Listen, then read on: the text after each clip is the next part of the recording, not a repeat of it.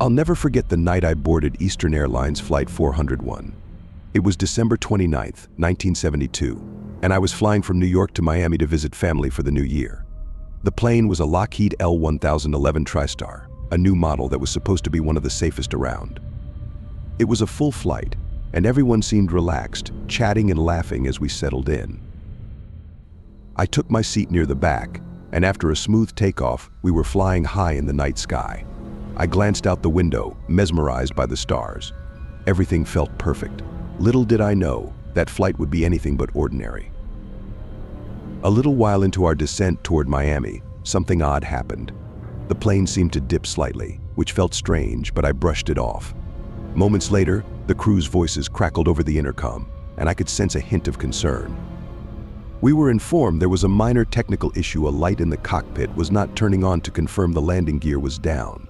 It seemed like a small problem, but the pilots decided they had to fix it before landing. While the plane circled over the Everglades, the crew tried everything to figure out why the landing gear indicator light wasn't working. Captain Robert Loft was in charge, and he sent flight engineer Don Repo down into a small hatch to check the landing gear himself. I could see the crew members intensely focused on this issue. We were told it would only take a few minutes, and everyone seemed calm enough, though I noticed the plane was a little shaky. At the time, none of us knew that the autopilot had quietly disconnected, and the plane was slowly losing altitude. With all eyes on the landing gear problem, the descent went unnoticed. Suddenly, I felt the plane drop a jarring, stomach-churning dip. People around me gasped. One moment we were high above the swamps, and the next we were in a nosedive.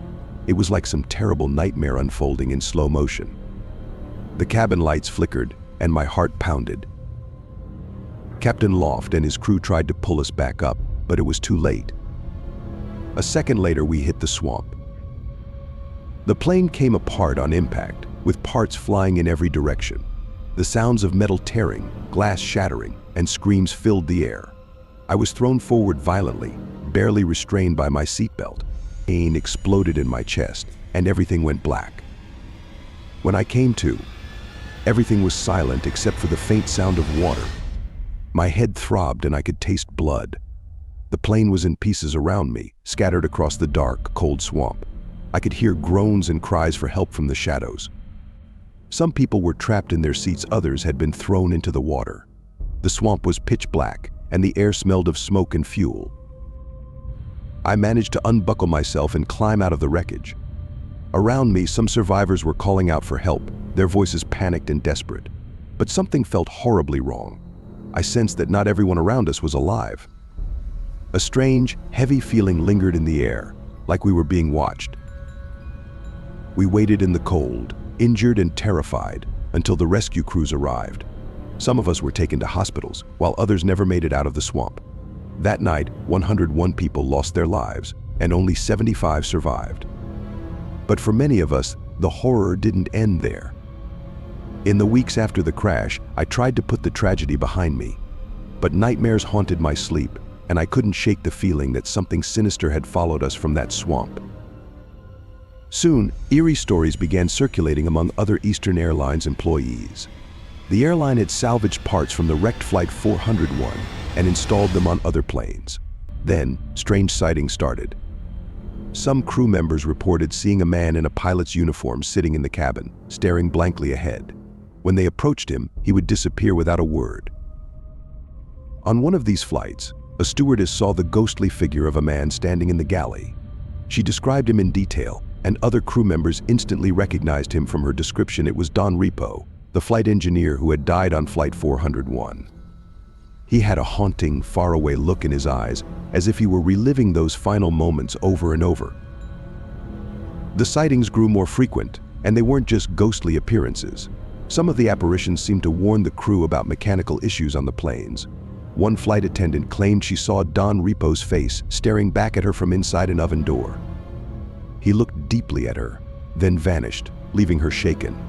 When she told maintenance about it, they discovered a fault in the oven that could have sparked a fire. On another flight, a mechanic was inspecting the landing gear when he saw a man he didn't recognize standing nearby. The man looked at him with an expression of urgency and pointed toward one of the engines. The mechanic checked, and sure enough, there was a serious issue with the engine.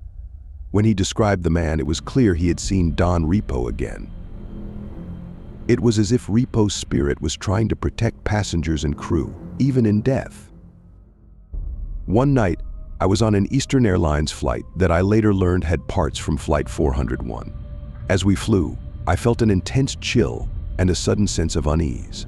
I glanced to my left and, for a brief moment, saw a man in a pilot's uniform sitting a few rows away. He looked familiar, and when I blinked, he was gone. I couldn't shake the feeling that I had seen Captain Loft himself. It was as though he was still watching over his passengers, trapped between worlds. The airline finally removed all salvaged parts from other planes, hoping to end the hauntings. The stories faded over time, but many of us will never forget the feeling of being watched, of seeing faces that weren't supposed to be there, or hearing whispers in empty hallways. To this day, I can't fly without feeling that strange, cold presence around me, as if the spirits of Flight 401 still roam the skies, forever bound to their final flight. Even after the salvaged parts from Flight 401 were removed from other planes, the stories didn't stop entirely. For some reason, the memory of that tragic night seemed to live on, leaving a deep, unsettling mark on Eastern Airlines. Many who had survived or worked around the crash couldn't shake the eerie feeling that something supernatural lingered. For months after the crash, I found it impossible to sleep through the night. Every time I closed my eyes, I was back in that pitch-black swamp, surrounded by wreckage and eerie shadows moving in the dark. I'd see faces staring at me, their expressions a mix of pain and pleading. And then, I'd wake up in a cold sweat, haunted by the memory of that doomed flight. Some survivors said they experienced the same strange dreams, cold sensations, and an unshakable feeling that the spirits of Flight 401 weren't at peace. Friends and family would tell us we were just traumatized, that it was natural to have nightmares after what we'd been through. But for many of us, it felt like more than just a memory. It felt like a warning or maybe a desperate cry from the souls who hadn't made it out of the swamp. There was one flight attendant who had flown on an Eastern Airlines plane that had parts from 401 installed. She told me she'd started noticing things no one else seemed to see. On one flight, she was making her way down the aisle when she felt a tap on her shoulder. But when she turned around, there was no one there. She also told me about a particularly disturbing encounter.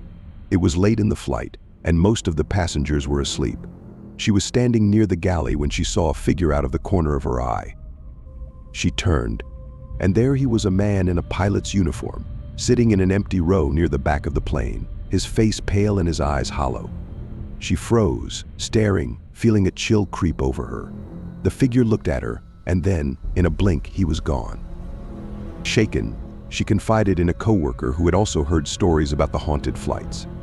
They talked in hushed voices, wondering if it had been the spirit of Captain Loft or Don Repo, somehow unable to leave the plane.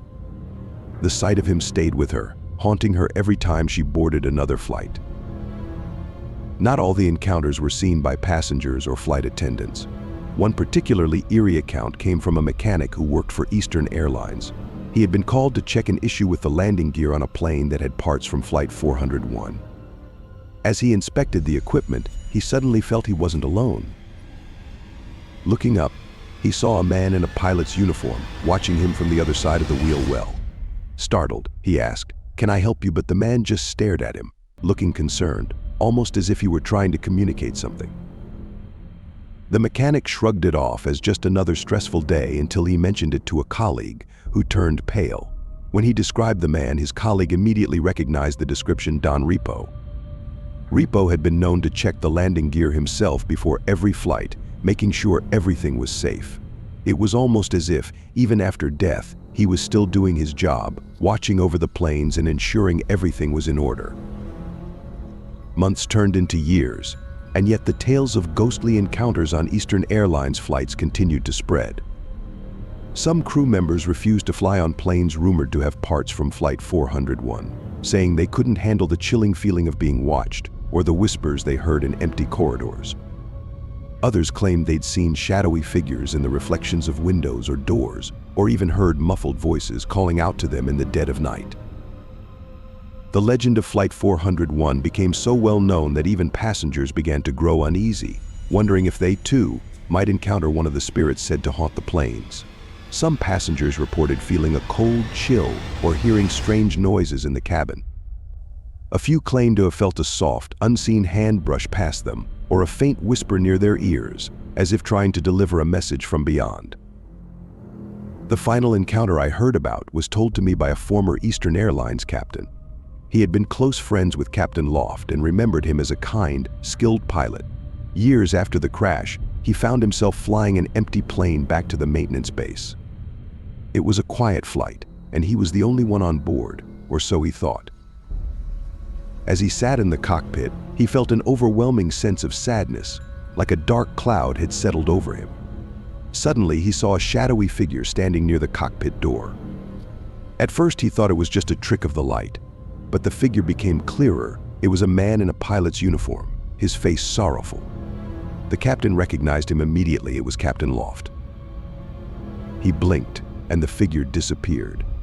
But before he vanished completely, he thought he heard Loft's voice, faint but distinct, say, "Please, make sure they're safe." The experience shook him, and he swore he'd never fly alone again.